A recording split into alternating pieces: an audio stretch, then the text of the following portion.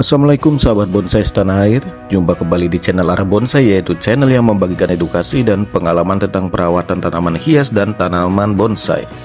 Di video kali ini saya akan bagikan edukasi tentang cara merawat dan pindah pot dari pot kecil ke pot besar, serta edukasi tentang penggantian media tanam pada bonsai serut ukuran mame. Dan seperti biasa, berikut saya bagikan sedikit ulasan tentang tanaman atau bonsai jenis serut. Tanaman atau bonsai serut adalah salah satu jenis tanaman meranggas yang banyak ditemukan di area pedesaan, hutan maupun lainnya. Serut juga merupakan salah satu jenis pohon yang memiliki dedaunan hijau dan batang kecoklatan. Tanaman serut atau bonsai serut juga disebut dalam latinnya yaitu Strelbus asper. Tanaman atau bonsai jenis serut bukan termasuk pohon yang dilindungi. Keberadaan pohon ini tersebar hampir di seluruh Indonesia serta mudah didapatkan. Tanaman atau bonsai serut ini memiliki kemampuan bertahan hidup sangat lama, bahkan hingga ratusan tahun di alam liarnya. Jenis Strelbus asper ini memiliki beragam nama yang tersebar di seluruh dunia. Sedangkan di Indonesia sendiri, nama tanaman tersebut dikenal dengan nama serut. Dan kemampuan daya tahan hidup serut terbilang cukup tinggi, hampir sama dengan pohon jenis beringin. Serta tingkat perawatannya pun terbilang mudah asal sahabat tahu dan paham cara perawatannya. Dan bonsai serut yang ada di dalam video edukasi kali ini masih tergolong bahan dengan ukuran mame. Karena saya lebih suka berbagi edukasi bonsai bahan dibandingkan bonsai yang sudah jadi, supaya sahabat semua paham tentang perawatan dan pemrograman gerak dasar dari awal suatu bonsai. Apabila saya bagikan edukasi bonsai yang sudah jadi, sahabat tidak akan paham mengenai perawatan dan pembentukan gerak dasar dalam merawat bonsai jenis apapun itu. Dan bonsai yang sudah jadi atau sempurna harganya pun bukan tergolong murah. Apalagi untuk sahabat pemula, alangkah bagusnya merawat dari bahan yang biaya murah serta paham cara perawatannya, walaupun memerlukan waktu proses yang tidak sebentar. Di tahap edukasi yang pertama, saya akan lakukan pruning daun semuanya. Karena serut berikut masih bahan, dan sebelumnya perawatannya pun masih fokus pada tahap cabang dan akar. Jadi, daun-daunnya tidak terfokus dan banyak yang rusak terkena hama. Namun, itu tidak masalah. Dengan cara full pruning daun serta pembersihan batang dan cabang dan ranting pun, masalah bisa diatasi. Asal sahabat tahu cara mengatasi dan pencegahannya. Namun, berbeda dengan bonsai yang sudah jadi atau sempurna. Sebisa mungkin sahabat selalu menjaga dari hama daripada mengobati dari hama.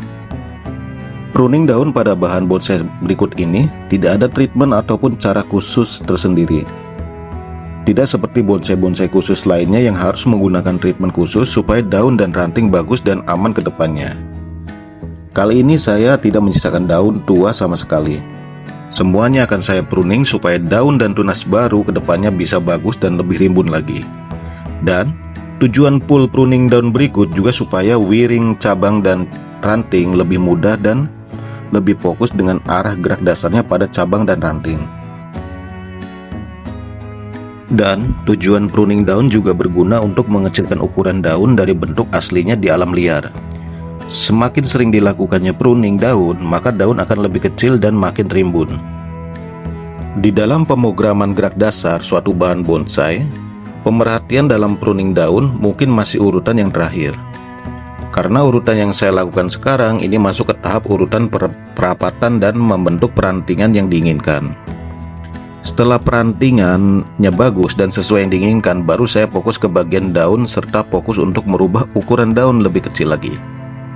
Jadi, bagi sahabat-sahabat pemula di dunia bonsai, diharapkan merawat atau program suatu bahan bonsai supaya hasilnya sesuai yang diharapkan. Lakukanlah step by step sesuai yang dilakukan para senior atau pakar bonsai. Dan jangan terburu-buru supaya membuahkan hasil maksimal dan kepuasan dalam merawat suatu bonsai jenis apapun itu. Dan sahabat mungkin sudah paham bahwa merawat suatu bonsai jenis apapun itu tidak ada yang instan. Dari situlah suatu bonsai jenis apapun itu, setelah terbentuk sempurna, akan menjadi mahakarya yang bernilai mahal karena melalui proses dan waktu yang sangat lama. Apalagi sahabat bertujuan untuk pemrograman suatu bonsai menjadi bonsai petarung atau bonsai kelas kontes. Itu sangat membutuhkan ketelitian dan kesabaran ekstra serta waktu yang cukup lama. Dan perlu dipahami juga bahwa membentuk suatu bonsai tetap tidak jauh dari bentuk pohon aslinya yang ada di alam, supaya lebih natural, dan yang membedakan hanyalah ukurannya saja.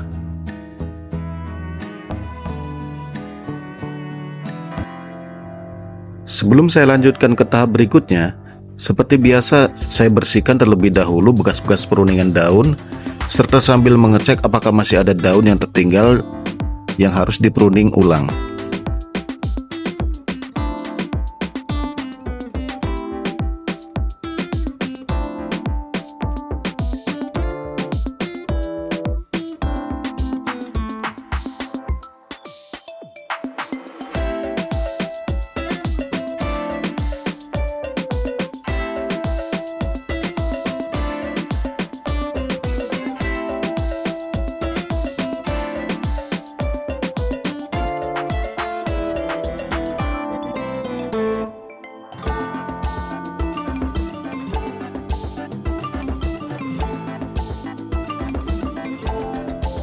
Tahap selanjutnya atau tahap yang kedua yaitu saya akan melakukan pengawatan atau wiring pada cabang dan ranting bonsai berikut supaya mudah dalam pembentukan bonsai serta mudah dalam membekokkan atau meliukan suatu cabang dan ranting pada bonsai berikut.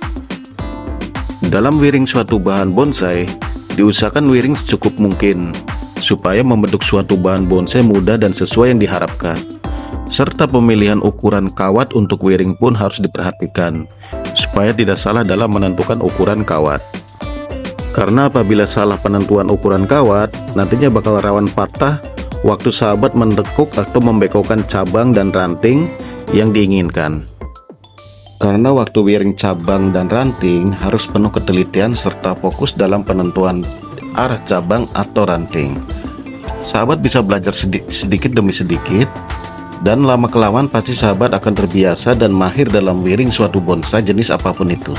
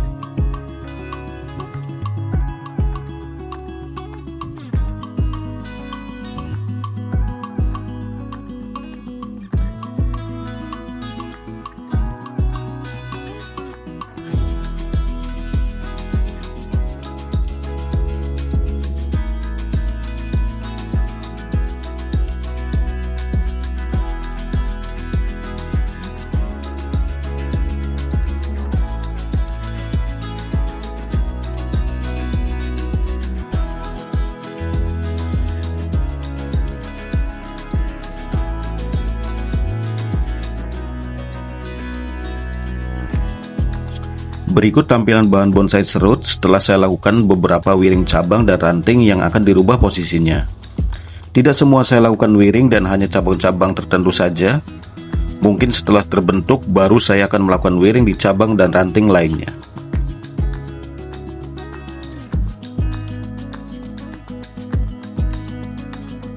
Di tahap yang ketiga, saya akan lakukan penggantian media tanam serta penggantian pot ke lebih besar dari ukuran pot yang sebelumnya. Untuk sementara, bahan bonsai serut berikut belum waktunya saya naikkan ke pot keramik, karena proses pemrograman dan pembentukan bonsai jadi atau sempurna masih membutuhkan waktu lama. Jadi saya sementara pakai pot plastik ukuran lebih besar, dan nantinya akan saya double pot karena saya tidak melakukan pemrograman metode grounding, melainkan metode pot yang ditambahkan double pot supaya mengejar pertumbuhan dan pemrogramannya lebih cepat seperti di grounding. Dan sekalian saya lakukan pengepresan akar, karena akar yang sekarang sudah terlalu banyak dan waktunya dipres sebelum saya pindahkan ke pot baru. Namun, apabila sahabat masih pemula di dunia bonsai, disarankan bagi sahabat waktu penggantian media tanam jenis bonsai apapun itu, untuk mengurangi resiko stres pada bonsai yang sahabat miliki, alangkah bagusnya penggantian media tanam jangan semuanya, supaya bonsai milik sahabat aman dan tidak stres setelah ganti media tanam. Karena penggantian media tanam full seperti yang saya lakukan, apabila sahabat tidak terbiasa atau asal dalam prosesnya, itu sangat fatal ke pohon bonsai yang sahabat miliki. Jadi, apabila sahabat ingin aman, ganti sepertiganya saja atau setengahnya saja, supaya media tanam yang ada di akar-akar ikut sertakan ke pot yang baru dan sahabat tinggal lakukan penambahan media tanam yang baru serta pemupukan ulang. Dan media tanam yang baru, saya menggunakan pasir malang seperti di video-video lainnya. Serta pupuk yang saya gunakan yaitu pupuk jenis slow release, yang mudah penggunaannya, serta pupuk jenis slow release habisnya pun berjangka waktu lama. Dan biasanya saya lakukan penambahan pupuk setiap 4 bulan sekali tergantung dari kondisi pohon bonsainya. Untuk metode pemupukan yang saya lakukan masih sama, yaitu setiap lapisan pasir malang yang saya timbun dan sebelum ditimbun lagi saya tebarkan pupuk secara merata dan terus sampai media tanam mencukupi di pot yang baru.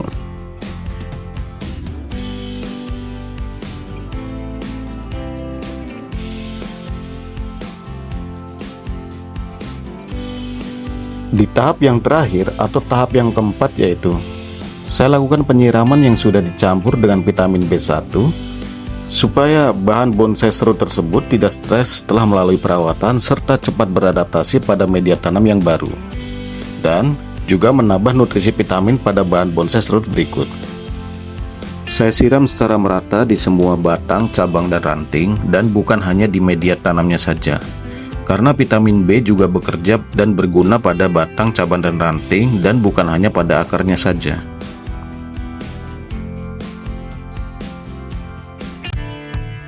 Berikut kondisi bahan bonsai serut setelah selesai perawatan dan penggantian media tanam serta penggantian pot yang baru.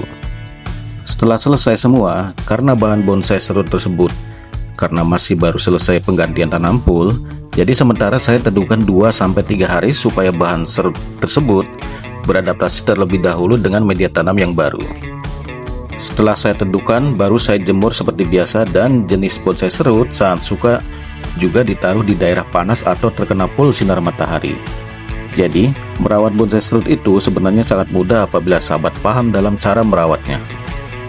Dan Ara Bonsai mengucapkan selamat tahun baru, dan semoga di tahun baru ini sahabat lebih dilimpahkan lagi rezekinya, dipanjangkan umurnya, serta diberi kesehatan selalu.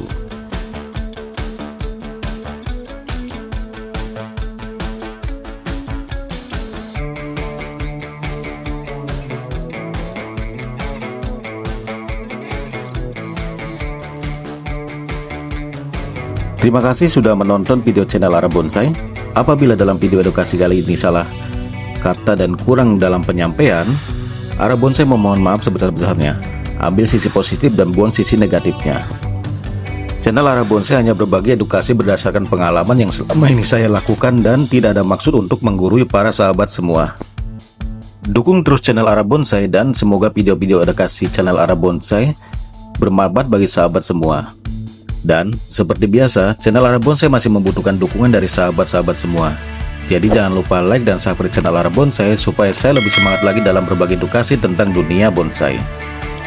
Sampai berjumpa lagi di next video. Salam satu hobi dan wassalamualaikum. Sampai jumpa kembali.